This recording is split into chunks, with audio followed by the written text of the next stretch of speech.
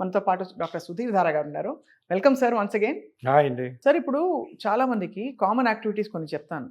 దానివల్ల ఒళ్ళంతా పట్టేసినట్టు pain, chronic pain వచ్చినట్టు అనిపిస్తుంది. వాటన్నిటికీ మనం పెయిన్ మేనేజ్మెంట్ అవసరమా? అది స్ట్రెచింగ్ చేసుకుని సాల్వ్ చేసుకుంటే better. ఉదాహరణకి సోఫాలో కూర్చుంటాం. సోఫాలో కూర్చుని ఎక్కువ టీవీలు చూసే వాళ్ళకి లో బ్యాక్ పెయిన్ బాగా వస్తుంది. అది సోఫా తప్ప, వాళ్ళ ఏజ్ తప్ప? సి మోస్ట్లీ ఏదన్నా కానీ చూడండి, బాడీలో సఫరింగ్ ఉంది, బాడీలో ఇబ్బంది ఉంది, 10 రోజుల కంటే ఎక్కువ ఉంది, కంటిన్యూస్గా ఉంటుంది, ఎవాల్యుయేట్ చేయాలి. ఓకే. మనం సింపుల్గా తీయలేం. నాకు జనరల్ బాడీ ఎక్స్ అంటే అనకూడదు. అది మెటబాలిక్ ఉండొచ్చు, స్ట్రక్చరల్ ఉండొచ్చు, లోపల ఏమైనా డిసీజ్ ఉండొచ్చు, డయాబెటీస్ వల్ల రావచ్చు, హైపర్ టెన్షన్ వల్ల రావచ్చు, తెలియని క్యాన్సర్స్ ఉండొచ్చు లోపల. అవి ఇనీషియల్గా ఇట్లా బయటపడుతున్నాయేమో. సో ఎప్పుడు కూడాను దాన్ని ఏదో చిట్కాలు అంటారు చూడండి, వాటి చిట్కాలతోటి లేదంటే ఆయిల్ పూసుకోవడం ఇట్లా ఎక్కువ రోజులు ఉంటాయి. 15 రోజుల కంటే ఎక్కువ నొప్పి ఉందంటే అది క్రానిక్ పెయిన్ అని. ఆ క్రానిక్ పెయిన్ రీజన్ తప్పకుండా కనుక్కోవాలి. ఈ గుడ్డిగాని మనం ఏదో అది చేసుకొని పర్లేదులే ఇది కాదా సోఫాను మారుద్దాం, లేదంటే నిలబడి కూర్చోవడం మానేద్దాం, అది కాదు. లోపల కనుక్కోవాలి. లేదు అన్ని నార్మల్గా వచ్చేసాయి. సార్ మీరు చెప్పినట్టే నేను టెస్టులు చేయించుకున్నాను డాక్టర్ గారిని, ఏం లేవంటే మన బాడీ ఆ యాక్టివిటీకి సరిగ్గా కండిషన్ అవ్వట్లేదు. సో కండిషన్ చేసుకొని దిగాలి. అంటే ఇప్పుడు పొద్దునే మీరు చెప్పినట్టు సెడెంటరీ లైఫ్లో ఉన్నారు, ఎవరో 60 ఏళ్ళు రిటైర్డ్ అయిపోయారు, ఎక్సర్సైజులు చేయడం ఇష్టం ఉండదు, ప్లస్ ఆల్సో అలా ఉంటేనే వాళ్ళకి ఇష్టం, చెప్పిన మాట వినరు, లేదు కాళ్ళు ఏదో కదలట్లేదు, పారాలిసిస్ వచ్చేది, లేదు వేరే ఇతర ఇష్యూస్ వల్ల నడవలేకపోతున్నారు. వీళ్ళందరికీ ఏంటంటే వాళ్ళకు తగ్గట్టుగా కండిషన్ చేసుకోవాలి మజిల్స్ని before going to that. Morning అంతా బాత్రూమ్ గిత్రూమ్ వెళ్ళొచ్చాక కండిషనింగ్ ఎక్సర్సైజెస్ కొన్ని ఉంటాయి, అవి చేసుకొని ఇవి దిగితే ఇవన్నీ ఇన్వెస్టిగేషన్స్ నార్మల్ అయినప్పుడు అవి చేసుకుంటే ఈ పెయిన్స్ నాన్ స్పెసిఫిక్ పెయిన్స్ మీరు అన్నట్టు నాన్ స్పెసిఫిక్ పెయిన్స్ రావు. ఇది స్పెసిఫిక్గా ఏమీ లేనప్పుడు మీరు ఎలా సార్ ఎక్సర్సైజ్ వద్దంటారు? ఎక్సర్సైజ్ చేయాలి. అంటే అది ఇప్పుడు చూడండి, మీరు ఒక సినారియో ఇచ్చారు, సోఫాలో కూర్చొని కంటిన్యూస్గా లేచినప్పుడు స్టిఫ్ అయిపోతుంది బాడీ. అదే చాలా మంది అది ఆ మనిషికి ఆయనకున్న డిసీజెస్, ఆయన ఏజ్, ఆయన చేసే జాబు చేస్తున్నాడా లేదా, రిటైర్డ్ లైఫ్, దాన్ని బట్టి మెడికల్ డాక్టర్ ఎక్సర్సైజ్ చెప్తారు. అది నేర్చుకోవాలి. కానీ ఎవరో యూట్యూబ్లో చూసి జిమ్ ట్రైనర్ చెప్పాడని, మా పక్కింటోడు చెప్పాడని, కేవీఆర్ పార్కులో ఇంత దూరం నడుస్తాను అట్లా చేయకండి. ఎందుకంటే హెల్త్ని మీ చేతుల్లో తీసుకోకూడదు. హెల్త్ డాక్టర్లు ఉన్నారు, ఒకసారి కన్సల్ట్ అవ్వండి. సార్ ఈ పరిస్థితి నాకుంది, ఎలా చేయమంటారు ఎక్సర్సైజ్ అని వాళ్ళు కరెక్ట్ చెప్తారు. సో మరి వెయిట్ లాస్ అవ్వదలుచుకున్న వాళ్ళకి ఎక్సర్సైజ్ మీరు అంటే డాక్టర్ ఓకే చెప్తే చేయొచ్చు. కానీ ఒకటి వెయిట్ లాస్ అన్నది పెద్ద బిజినెస్ అండి. చెప్తున్నా వినండి, వెయిట్ ఉన్నవాడు అన్హెల్దీ కాదు, సన్నగా ఉన్నవాడు సూపర్ హెల్దీ కాదు. అబ్బో, గుర్తుపెట్టడానికి ఎంత బాగుందో. వెయిట్ ఉన్నవాళ్ళు అన్హెల్దీ కాదు, మనం అనుకుంటాం అట్లా. ఈ మధ్య బరే దారుణంగా గిల్ట్ సార్ చాలా మందికి, విమెన్ కి. Commercial activity, commercial.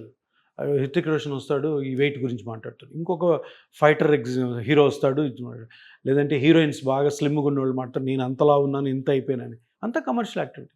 Weight loss అన్నది కమర్షియల్ యాక్టివిటీతో స్లోగా ఇది పాయిజన్ డాక్టర్లో కూడా వచ్చేసింది. అవును, వెయిట్ తగ్గాలి. ఎప్పుడు తగ్గాలి? మార్బిడ్లీ ఒబీస్ ఉంటే తగ్గాలి.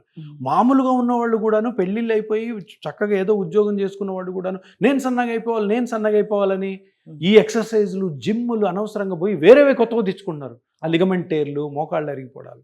నేను ఒకటే అంటాను, మన వెయిట్ లాస్ అవ్వాలంటే ఫస్ట్ ఆఫ్ ఆల్ మనము ఓవర్ వెయిట్ ఉన్నామా లేదా అన్నది మీరు బిఎంఐలు మీరు క్యాలిక్యులేట్ చేయొద్దు. డాక్టర్ దగ్గరికి వెళ్ళండి, వెళ్ళి కనుక్కొని సార్ నేను తగ్గాలా తగ్గకూడదా, తగ్గాలంటే మీరు ఎంబీబీఎస్ డాక్టర్గా మీరు ఏం చెప్తారు అది తీసుకోండి. అంతేగాని మనము యూట్యూబ్లో చూసేసి నా బిఎంఐ 30 పైన ఉంది, నేను తగ్గిపోవాలని, అది అక్కడ కూడా డాక్టర్ కన్సల్టేషన్ లేకుండా ఇష్టం వచ్చినట్టు ఎక్సర్సైజ్ చేయడము చాలా చాలా డేంజర్. ఇంతకంటే డేంజర్ ఫుడ్ హ్యాబిట్స్. మీరు చిన్నప్పటి నుంచి తింటున్న ఫుడ్ని వెయిట్ లాస్ అవ్వాలన్న ఉద్దేశంతో పిచ్చిగా ఆపేయడము, పిచ్చి కమర్షియల్ ప్రోడక్ట్స్ తినడం వల్ల గట్ ప్రాబ్లమ్స్ వచ్చి లేనిపోనివన్నీ ఎవరికి ఊహకందని జబ్బులు వచ్చే ఆస్కారం కూడా చాలా ఉంది. ఓహో, సో అయితే మరి అందరూ పడిపోయారండి. ఇప్పుడు మీరు అన్నట్టు సోషల్ మీడియా తాలూకు ఇన్ఫ్లుయెన్సెస్లో పడిపోయి everybody wants to be like Kareena Kapoor. అందరూ శిల్పా శెట్టి ఎందుకుంటున్నారో వాళ్ళకి మీనింగ్ కూడా అర్థం కాదు. అలా ఉండకపోతే వాళ్ళు చాలా తక్కువని ఫీల్ అవుతున్నారు, అన్హెల్దీ అని ఫీల్ అవుతున్నమాట. ఎగ్జాక్ట్లీ. సో దానికి ఇచ్చిన ఓకే, బట్ ఇది చాలా మంచి పాయింట్ క్లారిఫికేషన్ ఇచ్చేస్తారు. సో ఓవరాల్గా మరి జాయింట్స్ ఏజ్తో పాటు అందరికీ 40 దాటాక ఏవో ఒకటి మొదలవుతాయి.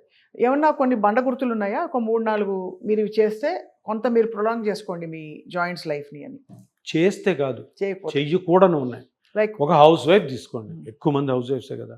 హౌస్ వైఫ్ ఇంకొక సెట్ వర్కింగ్ ఉమెన్, మహిళలదే తీసుకుందాం. హౌస్ వైఫ్ పొద్దున 6 గంటలకు లేస్తే మధ్యాహ్నం 2 లోపల మీరు ఒక క్వశ్చన్ వేసుకోండి. హౌస్ వైఫ్స్ పొద్దున 6కి లేచి మధ్యాహ్నం 2 లోపల ఎంతసేపు కూర్చుంటారు?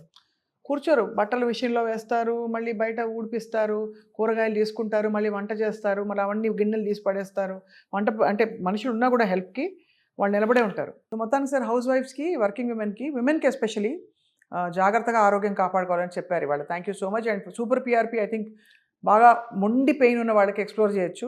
మూడో విషయం మేము తెలుసుకుంది ఏంటంటే దట్ PRP అండ్ ఇది పెయిన్ మేనేజ్మెంట్ ట్రీట్మెంట్స్ అన్నీ చాలామందికి పనిచేస్తున్నాయని చెప్పి విజ్ఞులు కూడా ఇప్పుడు ఒప్పుకుంటున్న పరిస్థితి. ఎక్సలెంట్గా పనిచేస్తున్నాం.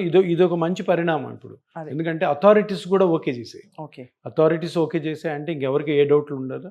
తప్పకుండా PRP గురించి అందరూ తెలుసుకోవాలి. జనరల్ పబ్లిక్, అదే డాక్టర్లు కూడా తీసుకొని ఇది దాని ప్రాపర్ అడ్వైస్ తీసుకొని ప్రాపర్ డాక్టర్ దగ్గర చేసుకోండి, ఎక్సలెంట్గా ఉంటారు. Thank you very much doctor Sudheer గారు. బికాస్ రెవల్యూషనరీ కాన్సెప్ట్స్ ఉంటాయి ఇవి. ఎక్సర్సైజ్ అక్కర్లేదు, ఇవన్నీ విని చాలామంది హర్షిస్తారు. లావుగా ఉన్న వాళ్ళందరూ అన్హెల్దీ కాదు, సన్నగా ఉన్నారని చెప్పి హెల్దీ అని అనుకోవద్దు. కాబట్టి ఇవన్నీ కొత్త కొత్త ప్రమాణాలు మనమే పెట్టుకుందాం ఇంకా రాబోయే కాలం కోసం. Thank you so much sir. నమస్తే. నమస్తే.